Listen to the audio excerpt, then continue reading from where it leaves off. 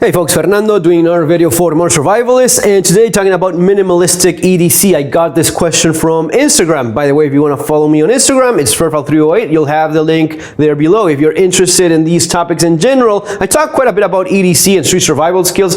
I'm just one review away from 300. So guys, if you bought the book, you liked it, really appreciate it if you drop by and leave a review. That's gonna be amazing. It's gonna be very helpful. Also in terms of survival preparedness for economic problems, inflation, the kind of thing you're seeing. Remember, if you haven't bought this already, Surviving Economic Collapse, it's kind of the moment to get it right now. Ideally, it would have been to get it a few years ago so as to make some of these preparations, but there's still time, and I'm going to be covering this more in future videos. I understand that people are scared, worried, and man, to be completely honest, if this is going the way I think it's going to end up, you've seen nothing yet. Anyway, let's get to it. Minimalistic EDC. This person was asking about, hey, what about EDC for when I go running? Something very compact, lightweight. I get it. I get this question quite a bit, either for going to the beach or, very minimalistic because of the type of clothes you wear.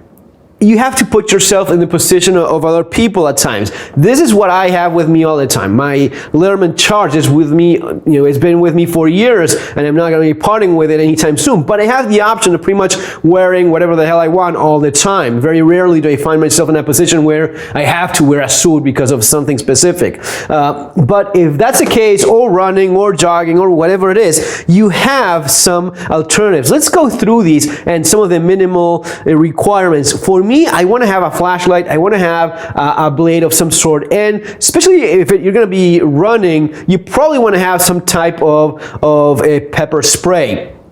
Or a firearm, whatever it is, some form of tool for self-defense. The pepper spray is particularly good because it gives you that non-lethal option that sometimes is a lot more suited for the situation in hand. Especially if you're running dogs, it's quite common that, especially for people that walk them without a leash, you know those folks, and the dog may charge, may bite you by surprise. This is going to be giving you an option, or even an attacker, especially for females. If you're running, you want to have something to defend yourself, and a gun, always better. This, you can buy it like online for a few bucks and it's delivered to your door. I'll leave some of the links below. You have the links for the books as well. But if you can find a nearby store that offers some of these, try to support your local mom and pop store. Those usually have a little bit of a higher price at times. Sometimes you're pleasantly surprised.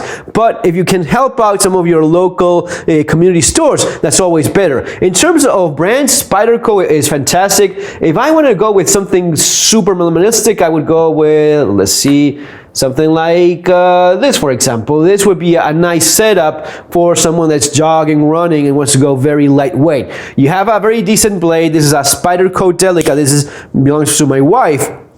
It goes for a guy as well. You have it in different colors, but this is a very capable little folding knife.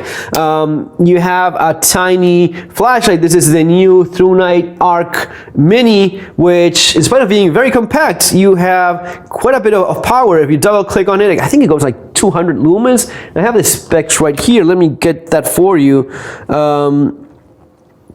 Man, that's 405 lumens for 2 minutes, and it drops to 157 lumens. So yes, amazing the kind of power you get from these little flashlights. I like that you have the clicky button there on the back. One of the other flashlights, and yes, full disclaimer, these two were sent to me for reviewing. This one from Olight, I have the contact for Olight. This one I bought myself, and this one also I got it myself. This is one of the older Streamlights. Either one of these would work great. This is a little bit, heavier and a bit bigger, but man, it has a ton of power. It's a very nice flashlight from ThruNite, and you have a smart switch which lets you know when you have the amount of power you have. The thing I don't like that much is I really love the clicky. Here with this button, sometimes it's a little bit harder to find, especially in the dark without actually seeing it, but I use the clip so as to align it. Now I moved so as to see the model. This is the ThruNite TIS1S, but if not, this is usually like that, aligned so as to let me know that where I have that clip, I have the button, so I don't have to go fishing around for it. Either any one of these would work great. I personally like a little bit more of a bigger folding knife, so this is my lightweight version. Whenever I need something very compact, I go with this one. This is the Spyderco Endura 4. Yeah, quite a bit bigger than the Delica. Again, the Delicas are fantastic, but you have a bigger, stronger, you have just more blade here, and it is still very compact, very lightweight, at least for the kind of thing I'm used to having, which is usually a bit more of a bigger, heavier knife. This is a nice lightweight alternative for me. You could go with something even more compact and lightweight, like the Cold Steel Mini Pal, I think it's called, or Urban Pal, and this weighs nothing. You could even have this on a pair of joggings. It just has no weight whatsoever, and it's still a very decent, capable little knife. I actually gave one of these to a friend of mine back in the day, and he ended up using it in a fight, and it ended up working very, very, very well for him. Not the kind of thing I would recommend. This, good kid and all. I mean, kid back in the day, was in college and so on. But he was the kind of guy that if there was a fight for whatever reason, he always ended up in the middle of it.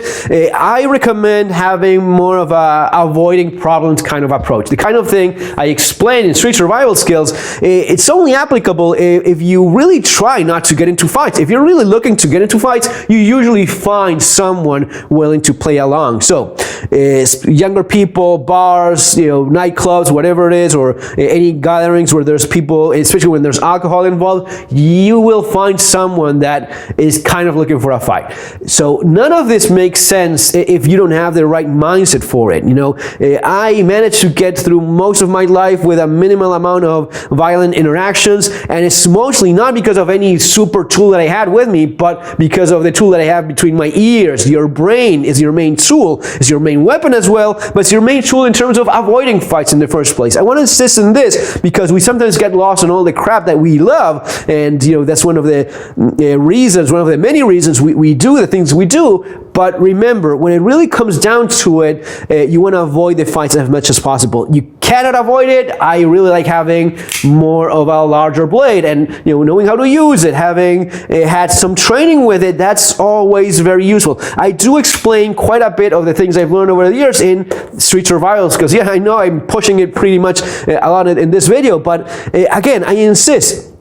It doesn't work if you don't have the right mindset, if you don't have the right tools, of course. If it's dark, you went out jogging, you got lost, whatever happened, you need to signal your position because you're hurt, you suffer a stroke, a heart attack, and you're in a dark area, you want to signal your position. This will be a lifesaver no matter the mindset you have. If you don't have the right tool at that moment, then you're pretty much done. The same thing for self-defense with the different tools available. If a dog is biting at you, you're being attacked on a park when you're working out, you want to have these. But avoiding problems in the first place, and if you cannot avoid them anymore, knowing how to use these things, the same goes for a firearm. If you haven't got some dedicated firearms training, the gun, it's like your Harry Potter magic wand. You're just counting on learning to use things in a split second when you didn't do it at its time. Again, I do explain quite a bit on different fighting techniques and stuff that you learn over the years, and stuff that you learn in shooting classes and all that, and it's a lot better than having no knowledge. But a class with a qualified instructor is always going to be giving you a lot more. All right, folks, that's basically it. A couple little tips, extra bonus tips. Something that every once in a while I have with me is a little bag, for your cell phone. Your cell phone is probably waterproof, but having it all covered in dirt, mud, and sand, these little bags cost nothing, and they're super useful all the time. I use them all the time whenever I want to keep stuff clean and dry, and for throwing some of these things in a light jacket when working out makes perfect sense. I also use a lot of this stuff, a small hank of paracord. It has a ton of different uses. It could go from improvising a tourniquet, which this is not ideal. For a tourniquet, you want a flat belt, or a flat a type of cordage or a dedicated tourniquet, but there's ways of improvising a tourniquet with this stuff as well. And just to mention one potential use, it has a number of uses and it weighs really nothing. I always find these in my jackets and just forget about them even being there at all because of how lightweight they are. Every once in a while they can be very useful. So keep those things in mind, guys. I hope you enjoyed this video. Subscribe to the channel if you haven't done so already. Look for the information available in the channel, which is a lot. I've been uploading videos for many years now, especially regarding all of this stuff that so many people are worried about. This is my, the thing that got me into survival and preparedness, and even till this day, people are finding it super useful. So if you're worried about the economic aspect of what's going on in the world, yeah, of course, strongly recommend it. Guys, it's gonna be all for now. Let me know what you think in the comments below. If you want any specific topics you want me to cover and talk about, that would be appreciated as well. I'll do my best. Take care. See you next time.